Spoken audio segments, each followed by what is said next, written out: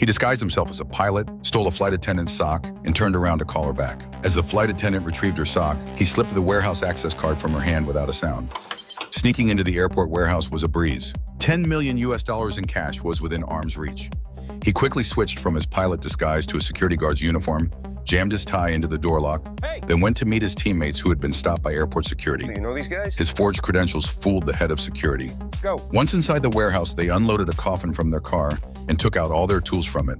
But as he cracked the code, he accidentally triggered the alarm system. The police would arrive in 8 minutes. They still had plenty of time. They repacked the cash and dumped it into the ventilation duct. Outside the warehouse, their teammate used a powerful industrial fan to suck the cash through the duct continuously. Yet a man quietly sabotaged the middle section of the duct and held up the cash being transported through it. The criminal gang assumed the fan had malfunctioned. There's something wrong. And picked up their walkie-talkies to report the issue. Just then, the man closed the vent cover again. The machine resumed normal operation, and they sped up the transfer of the remaining cash. But with less than 3 minutes left until the police arrived, they could no longer retrieve the rest of the money. They had to evacuate immediately.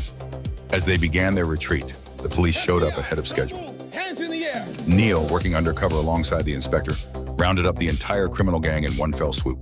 The police hailed him as a hero. The gang branded him a traitor, but in truth, he was the ultimate winner. When the police counted the seized loot, they found $3 million missing, were exactly what Neil's partner had diverted during the 30 seconds when the fan was supposedly malfunctioning. Even the inspector, his fellow undercover teammate, had been tricked by Neil. Neil's partner disguised himself as a homeless man and carted the $3 million away from the scene in a pushcart. By the time the inspector opened the police car door, Neil had already vanished without a trace. Now he was living it up in Paris with the $3 million in his pocket.